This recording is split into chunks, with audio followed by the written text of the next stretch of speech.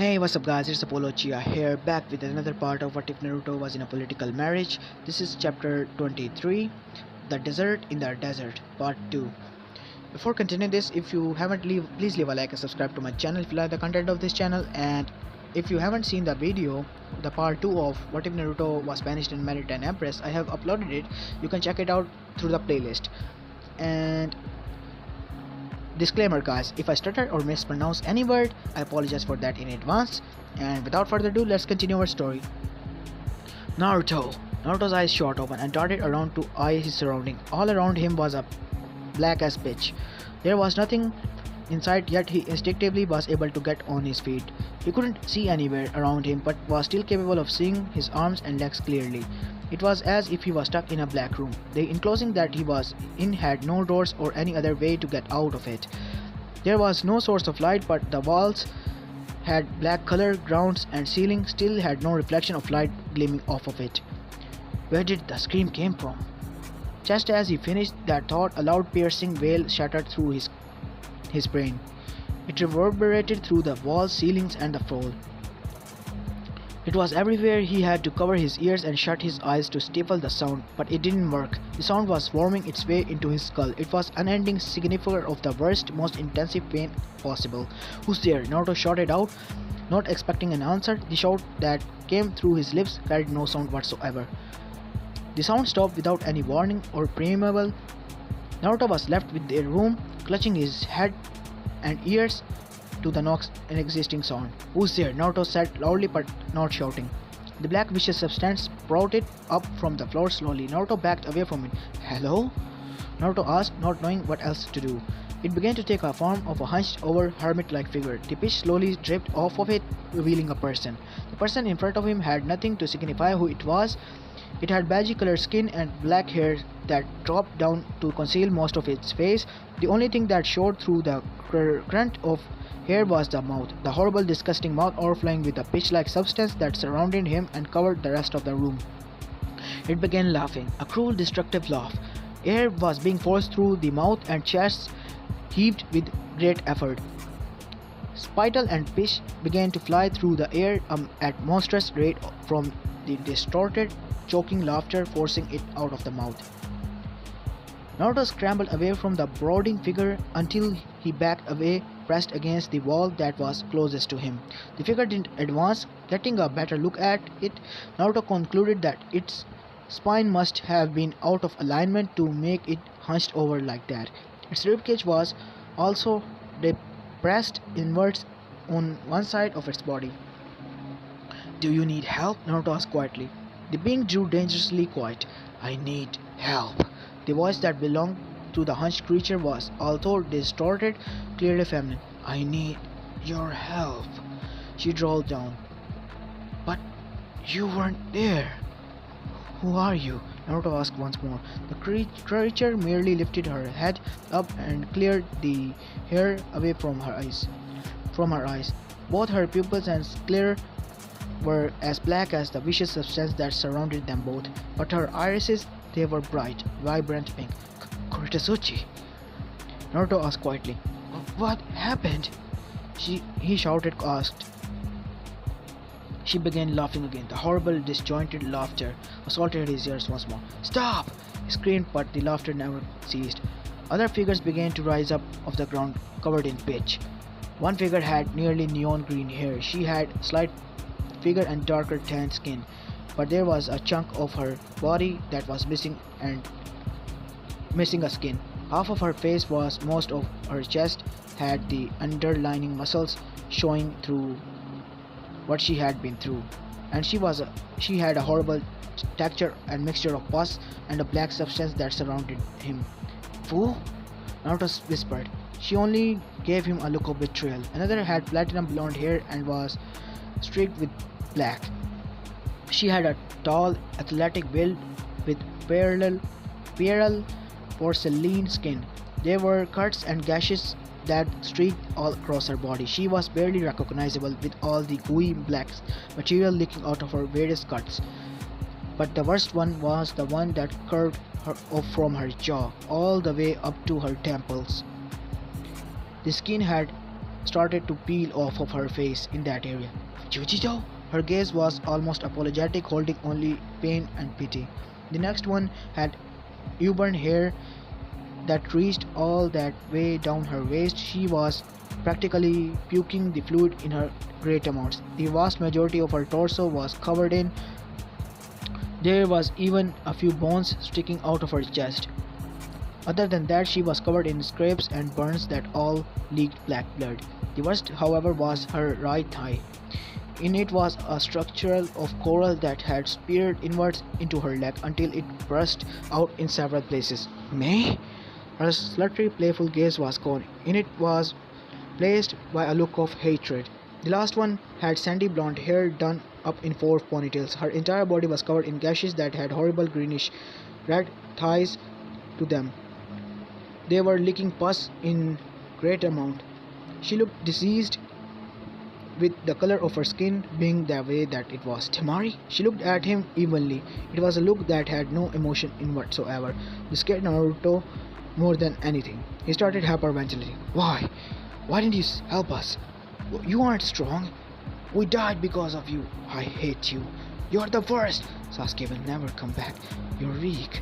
Friends? How could we be friends when you're so weak? Naruto started shimmering with unshed tears. I couldn't help. I couldn't help you. I'm sorry. I'm sorry. I'm sorry. I'm sorry. His pleads and apologies fell on deaf ears, however, as they all glared at him with all their wrath. Wake up, Naruto, Temari whispered. I'm sorry. Wake up, Naruto. I'm sorry. Naruto, wake up. Temari began violently shaking Naruto back and forth in an effort to wake him up. He had suddenly started thrashing around in his sleep, inadvertently waking her up. She saw that he was obviously in the middle of a horrible nightmare and did her best to try to wake him up. Despite her attempts, he remained thrashing and screaming out apologies in her sleep. She rolled over on top of him and held his arms downwards to stop him from swinging out and punching her.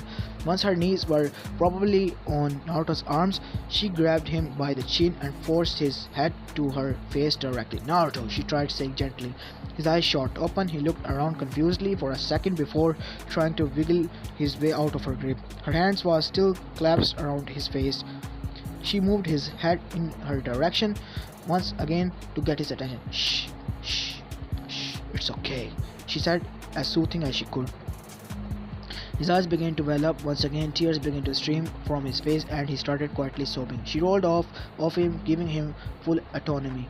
He curled up into a ball, so sobbed more effectively. Temari, for her part, didn't really know what to do. Soothing people who were in pain wasn't really her strong suit, but she also couldn't just do nothing. He was sobbing, curled up in a ball and mumbling nonsense. Must been a really horrible nightmare. Rolling over, she awkwardly placed a palm on his shoulder. You okay? She whispered. He started to quiet down. Sniffles. Yes. I'm fine. Naruto uncurled himself from the fatal position and started to breathe in and out very slowly. Yeah, I'm fine, he repeated. Do you want to talk about it? Temari ventured. In truth, she had never had a nightmare before, so she didn't know what worked and what didn't work when trying to soothe the afflicted. It was Naruto fumbled for the purpose of words to describe what happened to him in his sleep. I was in a dark room. It was covered in this black slimy stuff. This really black slimy stuff, you know? Temari nodded, signifying her listening to him.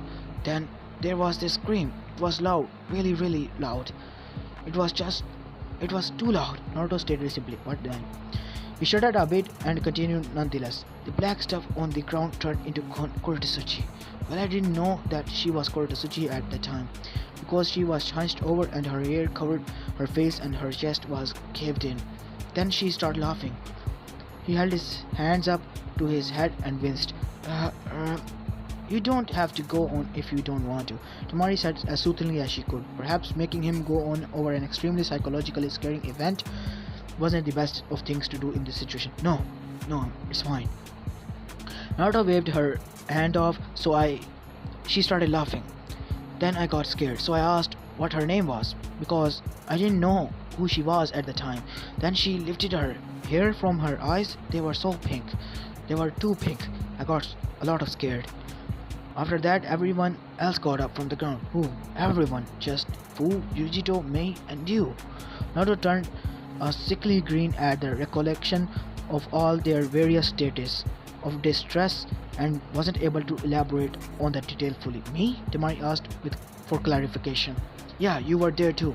Then everyone started talking, saying how I wasn't strong enough to protect everyone, how it was my fault that everyone got hurt and died. He grew silent once more, but this time with an air of finality about it. Temari sighed. It wasn't your fault that everyone got hurt, she stated simply. So why does it feel like that, huh? You all followed me. You all nearly died. There was almost a war because of me. At that point, Naruto had started to go hysterical in his ranting, coming to illogical conclusions and not taking in input from Temari. At that moment, he seemed extremely fragile, like a child. Granted, he was a kid, but he was always had autonomy, had confidence, and had self-preservation. That was all gone now. In its place was fear, reliance, and need. With all of the adrenaline of the waking and restraining of Naruto now gone, she laid her body back to where it was before and covered herself with the covers. The moon was still high in the sky. That had to get more sleep. Come. Some actual sleep will help you forget about the nightmare. Naruto mimicked Temari's action and tried to get in a comfortable position to sleep, but failed every time he tried. Finally, he asked, "Hey, is it okay if we could cuddle?" Naruto whispered the last part out. "Is it okay if we want?" Temari asked, eyes closed and ready for tonight. Cuddle. Naruto said louder. Temari opened her eyes and coiled a brow in Naruto's direction. "Is that okay? You're with Kurotsuchi after all." Naruto wasn't able to come up with suitable answers as to why it was okay other than saying, "I know, I just... please." She rolled over onto her side and raised her arms, beckoning him to crawl into her embrace. Doing so, she wrapped an arm around him and fell almost immediately asleep. It was nice, she decided, to sleep whilst embracing someone, comforting in an unknown yet still pleasant way. She even cracked a smile. Neck break. Next morning, Kankuro eyed to the married couple burial. Temari had a look of satisfaction on her face, even though the sign of slight sleep deprivation.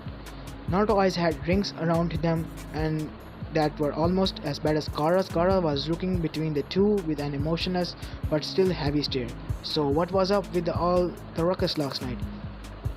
Kankuro asked slowly. In truth, he didn't know if he wanted to know the answer, but his curiosity was eating him up. Temari asked for clarification, still in her own little world. "I mean, I heard Naruto screaming, then you screamed back at him. Then he cried, I think.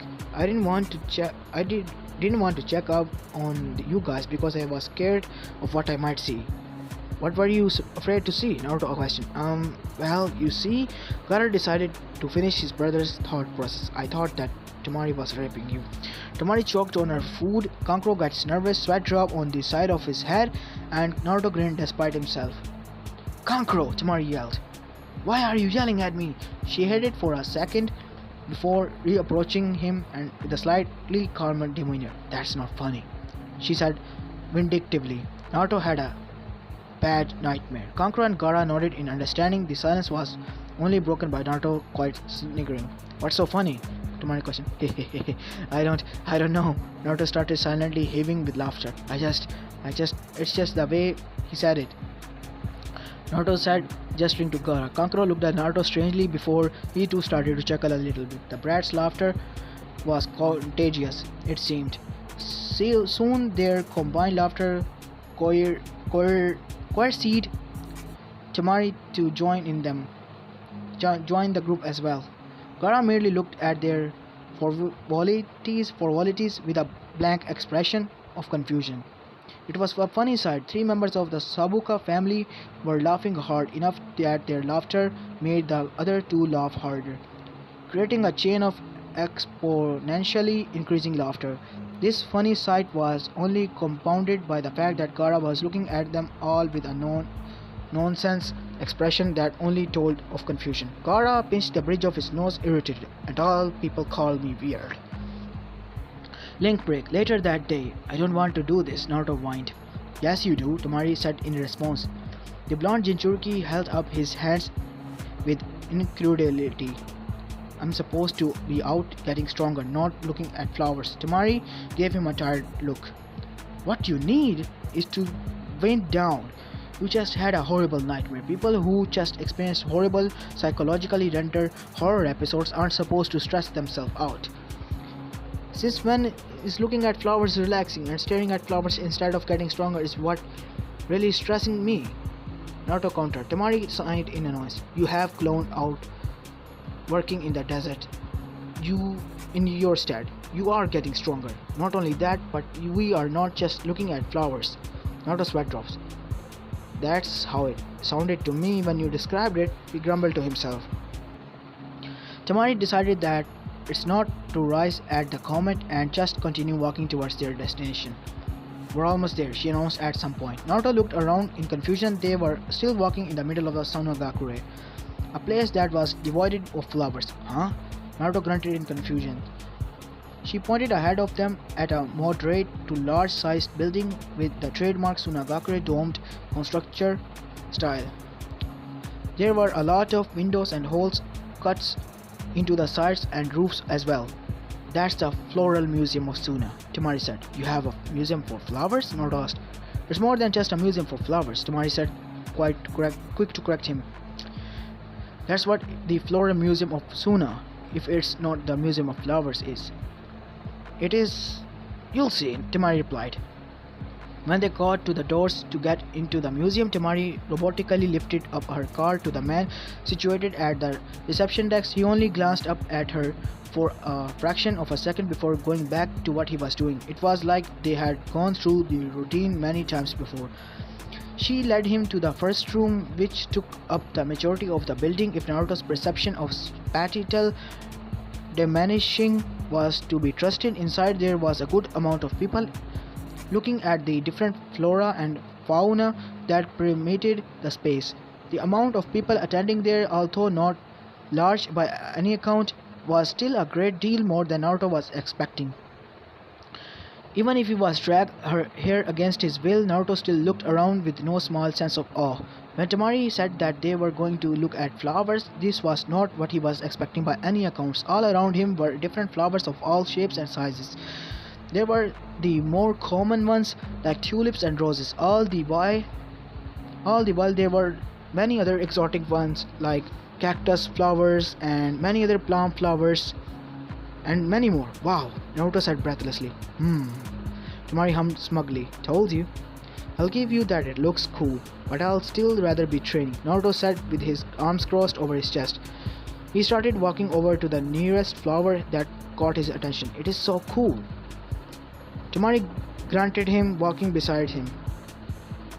Naruto stood floored at a particular strange bush of flowers. The flower only resembled wild lilies at first glance, but upon closer inspection it was seen that their petals were not petals at all, merely bunch of whisker-like projections jutting from a common point on the bulb. What's that? Naruto asked. Temari nodded at its direction. It's called the fairy duster, native of our northern deserts. Members of the pea family. Unique traits as the unusual long stem branches that grow out of the flower heads. Naruto stood in silence by the flower's appearance for a bit. This is so, Naruto finally said, searching for the correct words to describe his feelings towards the situation he was in. Cool, awesome, fantastic, Temari said, trying to finish all his sentence off for him with an air of superiority. Weird, Naruto said with a grin. Flowers like this exist? Immediately his attention was collected by a different flower that was a few feet away from him, and he quickly walked towards it. What's this one? Naruto asked. The flower outer cropping that he was pointing at was a shrub as well. The stem was a dark green, while the flowers, which seemed to almost completely cover the plant, were the same color with a bright, vibrant red on the tips of the petals. The juxtaposition of the dark on bright color made it stand out more. Temari quickly walked up to him and answered a delicate tone of voice. That's the desert Indian paintbrush, native to our northern deserts as well. The red lox petals aren't actually petals, they're actually bracts that hide the small yellow flower inside of them. At the sound of that, Naruto lifted one of the petals to the side, exposing the small tendril-like flower underneath it. Whoa, there really is a small flower like there, Naruto said, mostly to himself. His attention was taken once again by a different plant. There's a cycle of Naruto getting lured by a particularly cool-looking flowers, him going to look at it, and Tamari telling him all that he ever needed to know about it continued on. A shrub that had about four mounted spherical objects that sprouted flowers all coming out of a different stem. The flowers were bright blue, the grey ball sage, native to our northern deserts. Flower sprouts out of the bulb-like structures on the tips of the stems. A large shrub that had extremely thick leaves and small bunches of flowers located on the extreme parts of the stem. The flowers were white with a light amount of lavender on the extreme parts of tips of the petals. The Stabergra, native to our eastern deserts, flower only bloom occasionally during the summertime.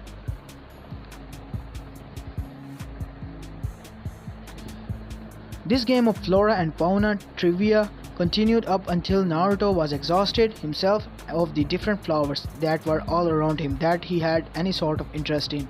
Looking around distractedly, he asked Temari, "What now?" She thought for a moment before grabbing his arm and stalking off into the direction of another room. Said room had a sign under saying it, flower arranging. Inside there was table upon tables full of any different flowering plants among a myriad of vases to choose from. "This is my favorite," she said simply. Tamari immediately walked over to an open station, grabbed a vase and started to put flower in it, and seemingly no order or sense of pattern, Naruto walked over to the same table while eyeing her cautiously. She was really eager to start this. He grabbed an available vase and absent-mindedly started putting flower in it at random. This soon attracted the attention of Tamari, who asked, "What are you trying to arrange?" Naruto was taken aback by the sudden strange question. "Flowers," she frowned. "Flowers arranging is an art that is supposed to capture a certain feeling or emotion, very much like painting. Think of something that you're trying to represent, then choose your flower from there instead of the other way around." "Oh, I see, I think." Tamari went back to her arranging without another word edgewise. She was too far into her little world of flower art for Naruto to budge her favorite advice. After thinking for a bit, he began to grab a hold of any and all flowers that had prickly bits to them, shoving them all into the vase. He looked at it with an appraising eye, then grabbed a few delicate, beautiful red tulips and stuck them in as well.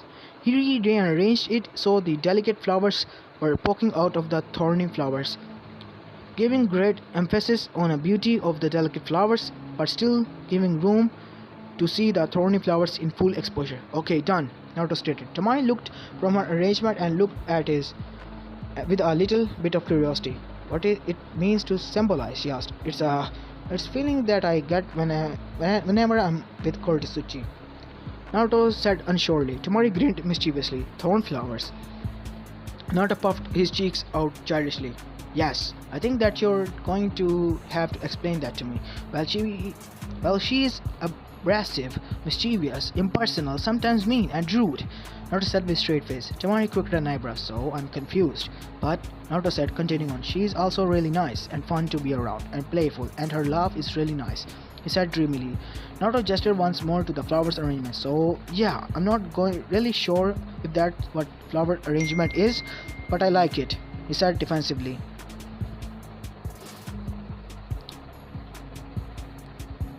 Sorry about that. I guess my notification just rang at the wrong time. Anyways, let's continue our story. That's actually sound nice," Tamari said. Naruto crossed his arms in front of his chest. "Why do you sound so surprised? What's your flower arrangement supposed to be anyway?"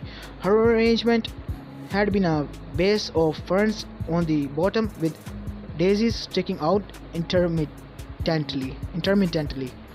After that, there were violets stacked on top of the daisies and lilies with lavender sticking out of the very top.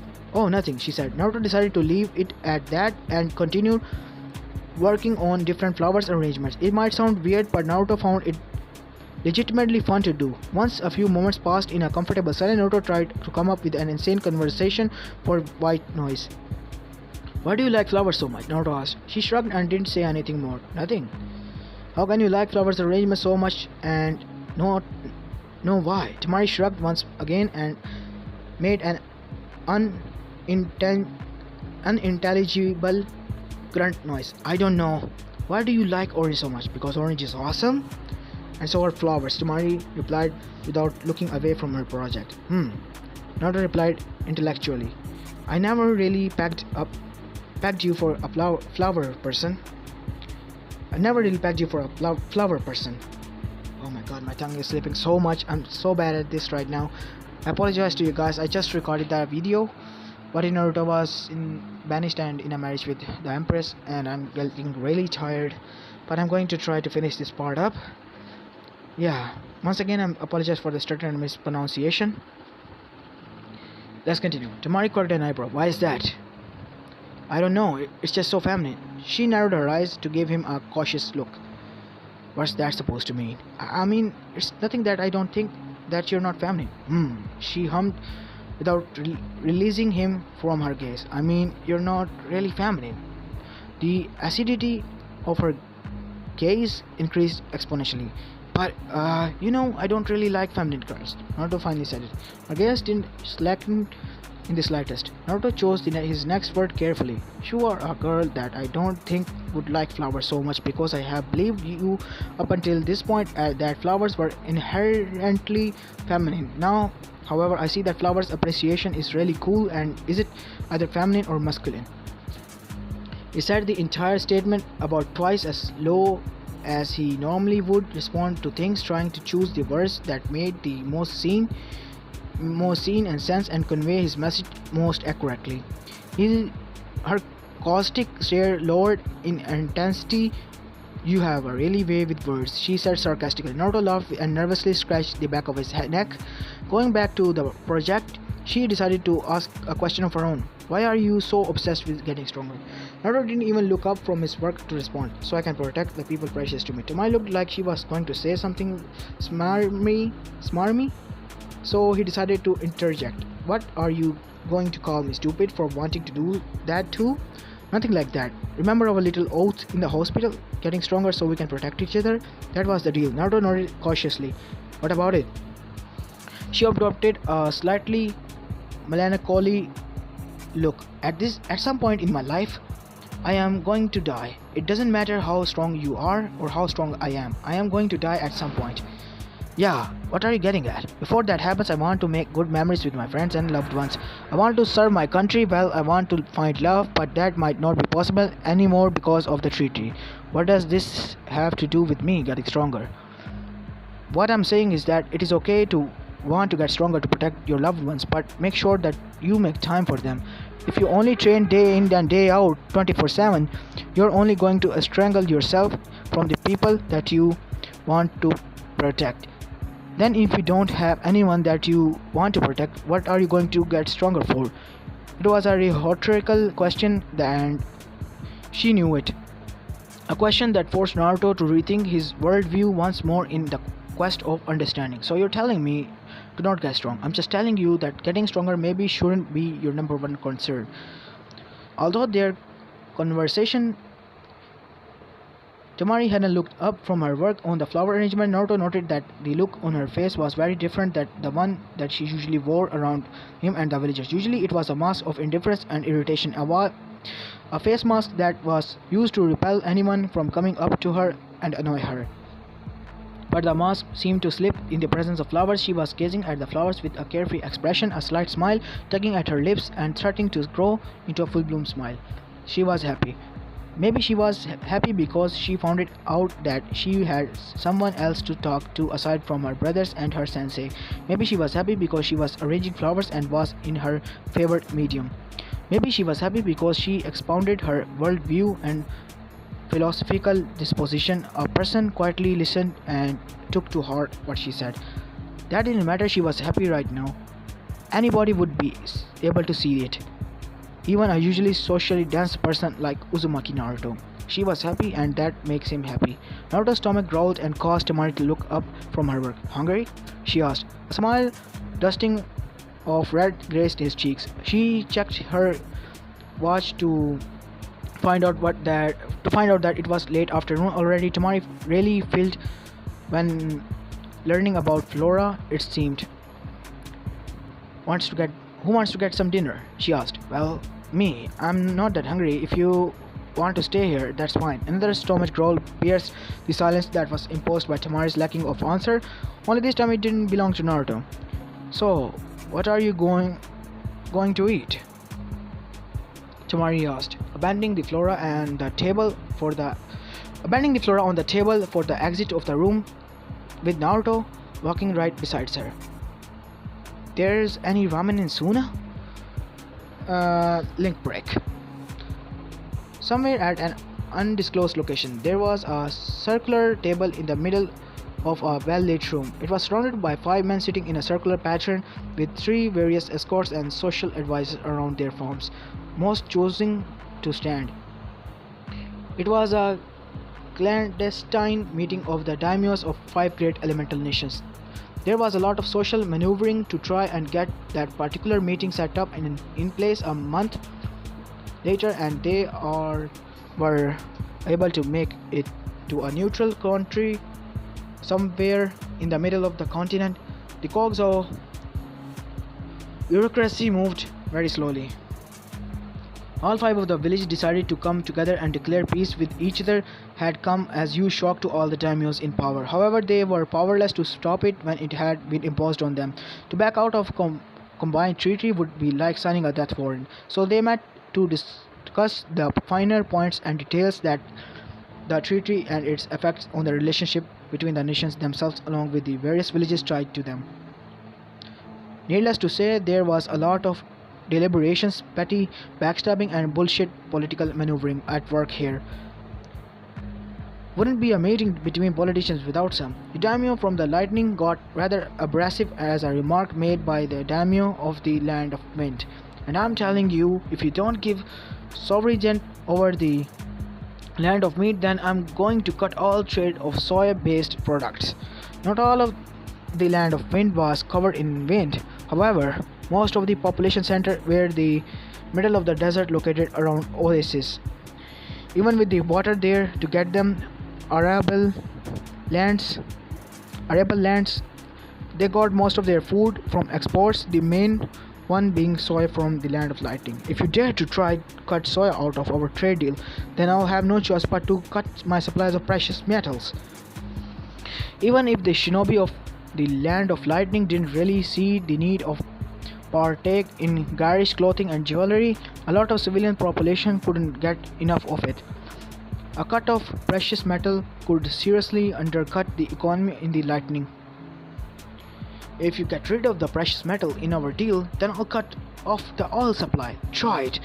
We'll get the oil we need from the land of earth. Isn't that right, daimyo-san? The daimyo of the land of earth gave the daimyo of the land of wind a look that said, don't get me roped up into this.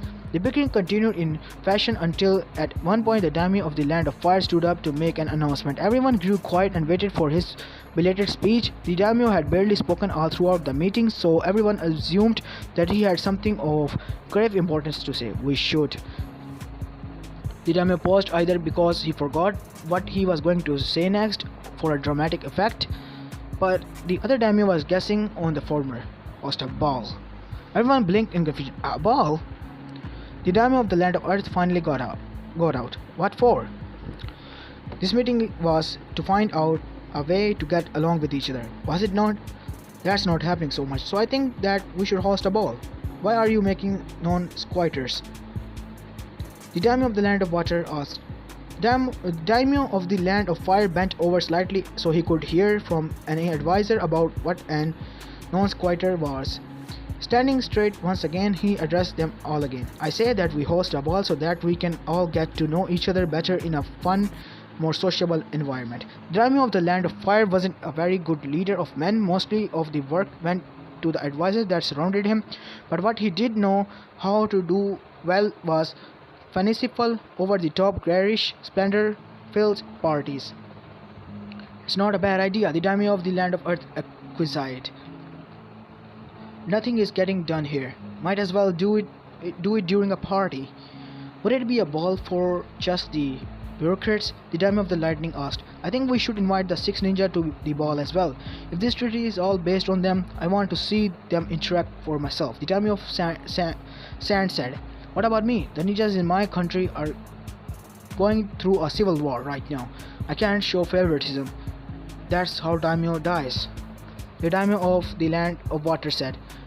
Naturally, we'll hold it in a neutral country. You can invite both parties under the conditions that nobody kills each other. The daimyo of the Land of Fire said. After a few more rounds of deliberations, all the daimyo agreed on a place and date for the ball to take place. Why wait? The sooner the better. As this is where I'm going to be leaving this part of, guys. I know there are many mispronunciations as well as misspellings and many words I can't really pronounce. I apologize for that. And if you like this part, please leave a like and subscribe to my channel. And this is Apology and I'm signing out. Peace.